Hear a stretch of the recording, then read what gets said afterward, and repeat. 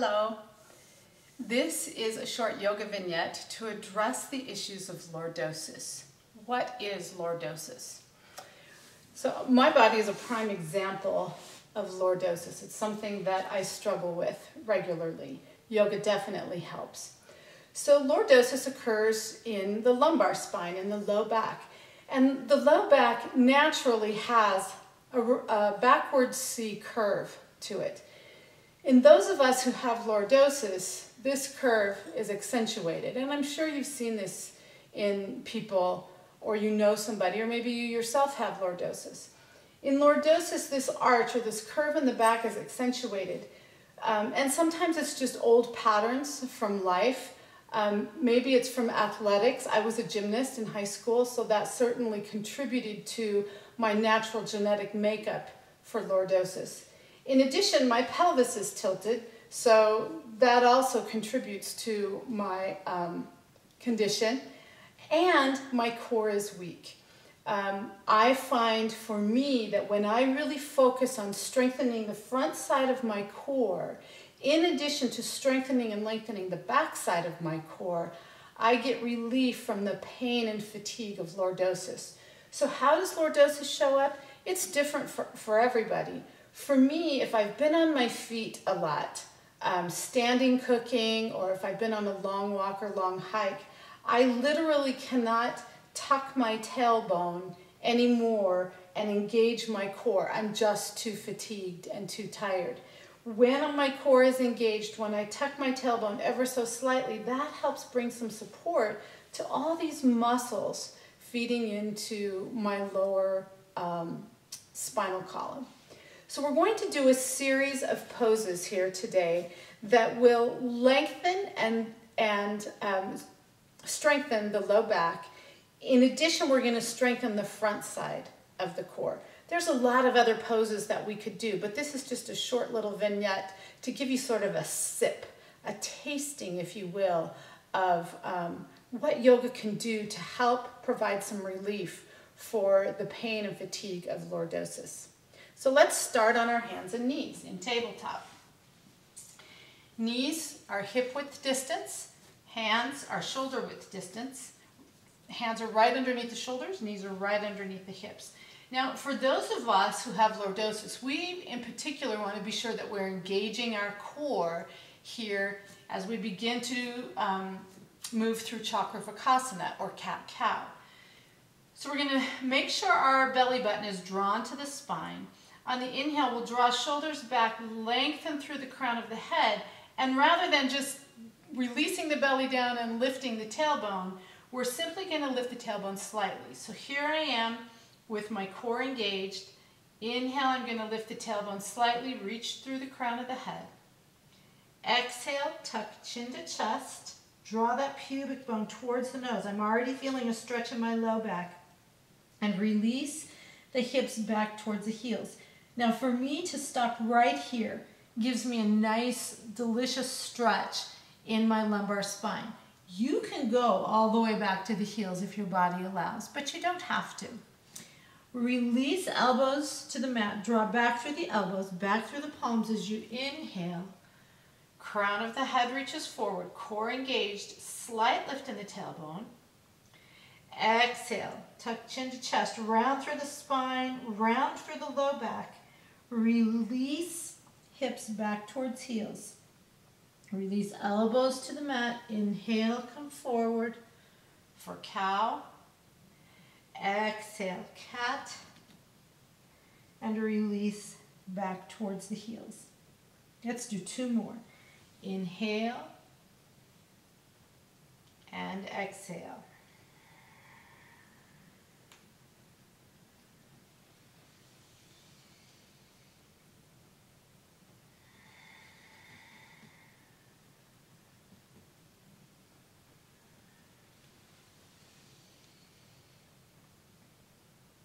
Let's take a cleansing breath, wiggle around a little bit. All right, let's move on. Moving into sunbird, this is really a powerful strengthening pose for the front abdominal wall. So we're going to reach the left arm forward and the right leg back, reaching foot and hand as far as we can in opposite directions.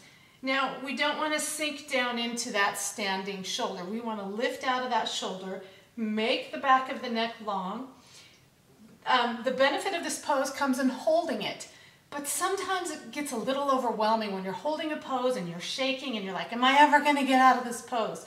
So I find doing a little bit of movement helps the time to pass more quickly. So let's go ahead and exhale, bring elbow towards knee, and inhale, lengthen. Exhale, elbow towards knee. Inhale, lengthen. Exhale, elbow towards knee. Inhale, lengthen. Let's do one more. Exhale and inhale.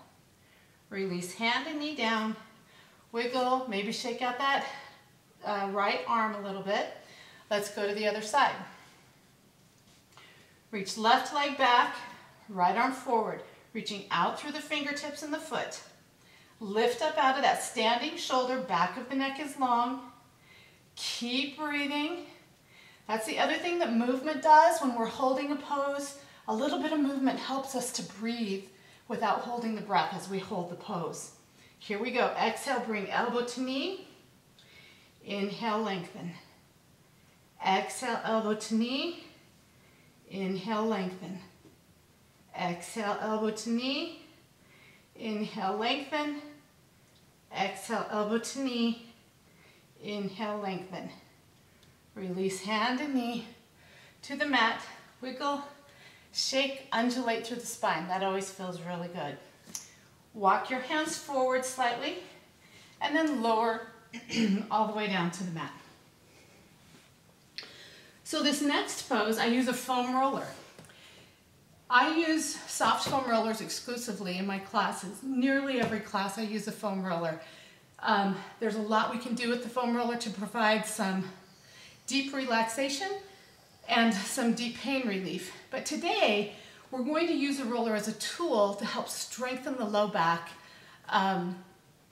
for Cobra. So let's go ahead and extend the arms all the way out. Palms are on the roller. You're going to feel a nice stretch go down the arms, through the armpits, down the sides of the body. Shoulders are going to be up by the ears when your head is down. That's okay in the beginning. We're going to press the pelvis into the floor, press the toes into the floor. Take a nice deep inhale, and on your exhale, you're going to draw the roller back towards your chest. Lift your chest and your head off of the mat. Shoulders come away from the ears. Inhale, roll out. Exhale, lift as you roll the roller back towards your chest.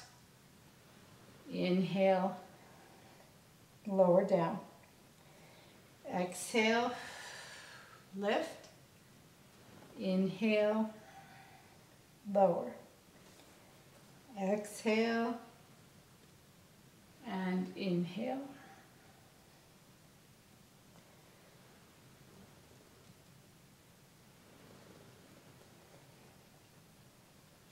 Now let's go ahead and lift up one more time.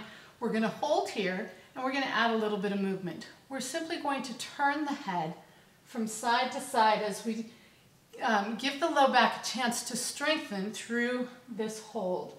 Keep breathing. You want the breath to flow. Return your head to neutral and then slowly lower the head back down. Bring hands underneath your shoulders. Press up to tabletop. Let's take a well-deserved child's pose. Bring toes to touch, knees apart. Reach hips back towards heel, and you can lower the forehead to the mat with your arms stretched out overhead, or you can bend your arms, stacking your hands, and rest your forehead on your hands. You can also place a block or the roller here. Let's take a few cleansing breaths.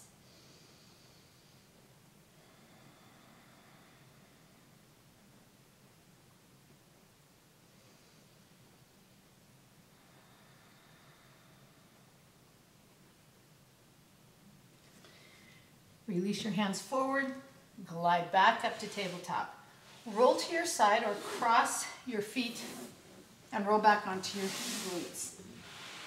There are many poses in yoga that strengthen the core.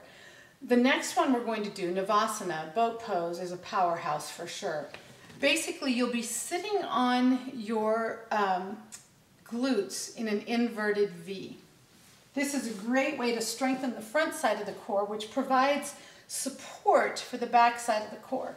When the front side of the core is strong, it helps us to hold a slight tuck in the tailbone to release some of that over-exaggeration of the low back curve. So we're going to bend our knees and we're going to sit back like we're sitting, getting ready to sit in a V on our glutes. I like to reach my hands behind my thighs. I'm going to walk my feet back and keep sitting back until my feet lift. So for right now, knees bent is fine. What we want to do in Navasana is we want to not round in the shoulders and the back, but we want to have a nice, long, strong spine. So we lift the chest, reach the shoulders down and away from the ears. Now you can have your legs straight. That's fine. That's a more advanced version of the pose. I'm going to bend my knees because I know that my core is not that strong right now. So again, we want to hold this pose because we're getting lots of strength all the way around the core. The back, the front, the legs, the quads are also getting strong. So let's do some movement to help us pass the time. Let's tap the toes down. Exhale, lift. Inhale, tap. Exhale, lift. Inhale, tap. Exhale, lift. Inhale, tap. Exhale, lift. 2 more.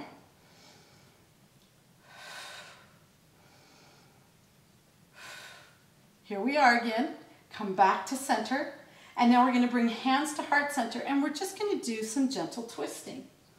Inhale at the center and exhale, twist. And again, we're just doing this movement to help us hold the pose and build that strength in the core of our body.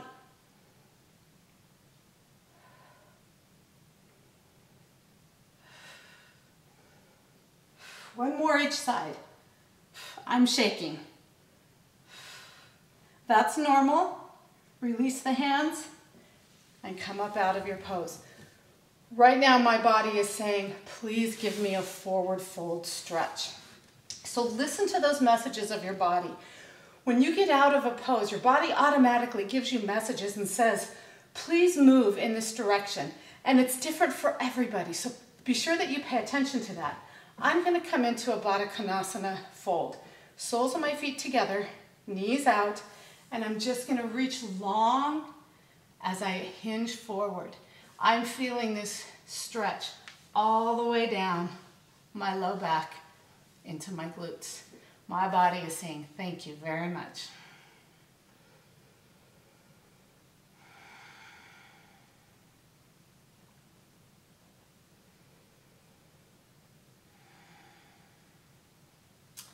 All right, lift up to seated. Feet on the mat, walk forward slightly, and let's go ahead and lie down on the mat. So wiggle just a moment as you find that neutral place for your body when you first lie down. Feet on the mat, knees up in the air. You want your feet and knees hip width distance. Rolling bridge is next. So palms on the mat. And we're slowly going to peel 1 vertebra at a time off of the mat, and we're slowly going to lower 1 vertebra at a time back down to the mat. We'll move on the exhale. Now this first round, pay particular attention on the exhale as we lower down. I've got some tips for you if you suffer from lordosis like I do. So let's take a nice cleansing breath.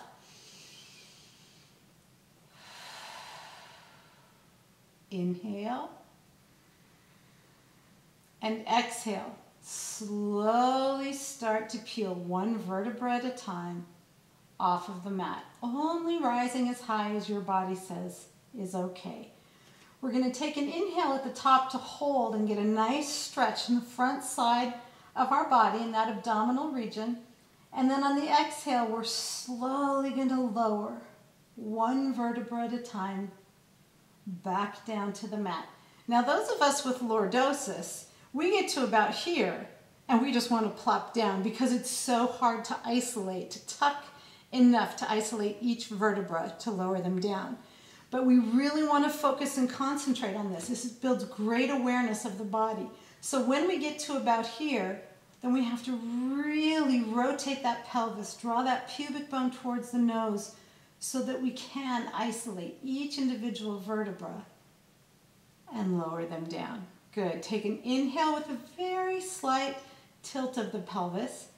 And then on the exhale, here we go again. We're going to slowly peel one vertebra at a time off of the mat. Maybe you go a little bit higher this time, maybe not. Take an inhale at the top to hold. And then exhale, slowly isolate each vertebra as you lower them down to the mat. Good. I'm really feeling this in the low back. It feels good. Inhale at the bottom and exhale. Peeling, isolating as I lift. Inhale at the top and exhale. Slowly lower, one vertebra at a time. Good. Release. You can do as many of those as you want. All right. Go ahead and lift your feet up towards the ceiling. Stack your ankles over your knees, knees over your hips. This next pose I call hip poppers. It's one of my favorite poses for strengthening the lower abdominal wall. It is not one of my students' favorite poses. I typically get moans and groans with this pose, but it is also a powerhouse. So the idea here, let's go ahead and flex the feet, separating the toes if you can.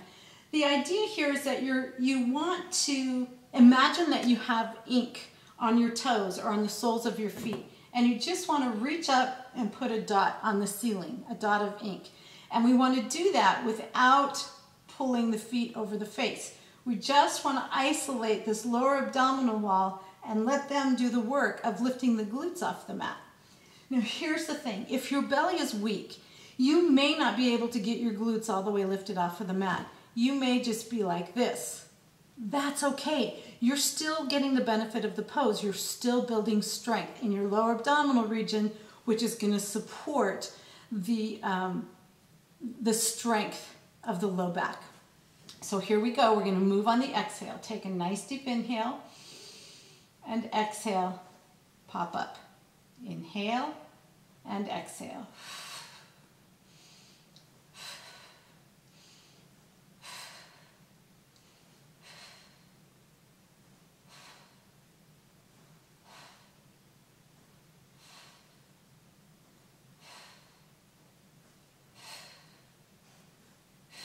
If you find you're using your hands too much to press in, that's okay in the beginning, but maybe you want to make it a little more isolated to the abdominal region.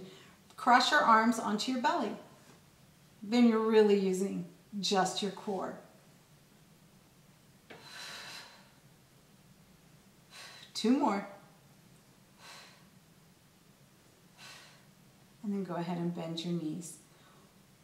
Let's close this sequence with Apanasana. This is a fabulous pose that you can do in bed. You can do it in the morning when you wake up to get your spine sort of lubricated before you start your day. You can also do it to wind down your day before you go to sleep. Hands on knees, knees away from chest. On your exhale, draw your knees in towards your chest. This is like a standing forward fold and we're laying down. Inhale. Reach the knees away. Exhale, draw knees in. Inhale, reach away. Exhale, knees to chest. Inhale, reach away. A variation of this is to do circles or half circles.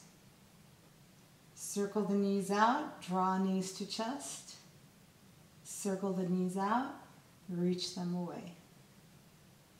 Exhale as knees come into the body. Inhale as knees come away.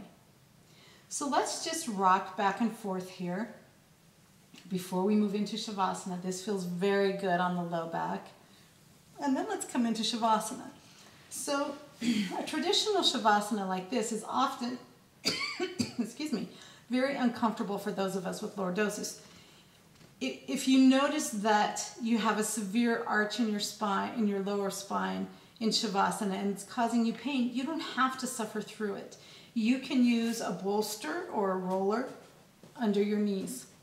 For some people, that's enough. For me, it's not enough. I still have a significant arch in my spine, and Shavasana is not relaxing. So for me, a more comfortable Shavasana is for me to have my knees bent, my feet on the mat. This takes the curve out of my low back, and my low back truly gets to rest.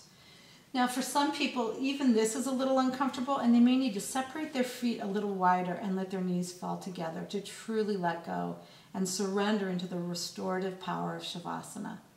So let's take a few deep breaths together just to close out this sequence.